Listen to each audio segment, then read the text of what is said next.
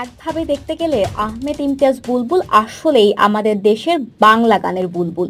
একাধারে তিনি ছিলেন শক্তিমান গীতিকার, সুরকার এবং মিউজিক কম্পোজার। গানের জগতের এই সব্যসাচী মানুষটি সারা জীবন তিনি গান নিয়ে গবেষণা করেছেন। আঞ্চলিক সুর থেকে শুরু করে আরব্য, পারস্য, ভারতীয় নানা গানের সুরের সাথে নিজের ভালোবাসা মিশিয়ে মন্ত্রমুগ্ধ করে সুরের আবহ তৈরি করেছেন। তার গানে প্রেম, বিরহ, অনুরাগ, দেশপ্রেম, শিশুসুলভ সারল্য এবং বিদ্রোহ সবকিছুই পাওয়া যেত। অসম্ভব সাহসী কিশোর মুক্তিযোদ্ধা সারা জীবন তার গানেও অপার দেশপ্রেম, দ্রোহ, প্রতিবাদ তুলে ধরেছেন। কথিত আছে সিনেমার গানেও তিনি নিজে বায়না করে দেশের গান ঠোকাতে চাইতেন। সুমধুর কণ্ঠের জন্য তিনি শিল্পী খুঁজে বেড়াতেন আজীবন। আহমেদ ইমতিয়াজ বুলবুল 1978 সালে মেঘ বিজলি বাদল ছবিতে সঙ্গীত পরিচালনার মাধ্যমে চলচ্চিত্রের কাজ শুরু করেন।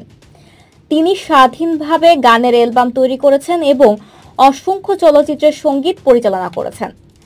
সাবিনা ইয়াসমিন, রুনা লায়লা, সৈয়দ আব্দুল হাদী, এন্দ্র কিশোর, সামিনা চৌধুরী, খালিদ হাসান মিলু, আগুন, কনকচাপা সহ বাংলাদেশি প্রায় সব জনপ্রিয় সঙ্গীত শিল্পীর গাওয়া বহু জনপ্রিয় গানের স্রষ্টা তিনি। 1976 সাল থেকে তার নিয়মিত গান করা।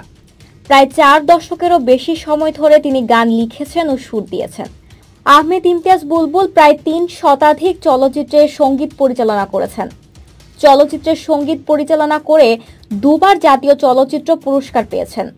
দেশের সঙ্গীতে অসামান্য অবদানের জন্য 2010 সালে আহমেদ ইমতিয়াজ বুলবুলকে 21শে পদকে ভূষিত করা হয়।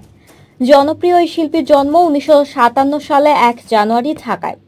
1971 সালে মাত্র 15 বছর বয়সে বুলবুল কাঁধে কাঁধ মিলিয়ে রাইফেল হাতে ঝাঁপিয়ে পড়েছিলেন রণাঙ্গনে। 2019 সালে জানুয়ারি মাসে এই পৃথিবীর মায়া ছেড়ে অন্য জগতে পাড়ি দেন তিনি।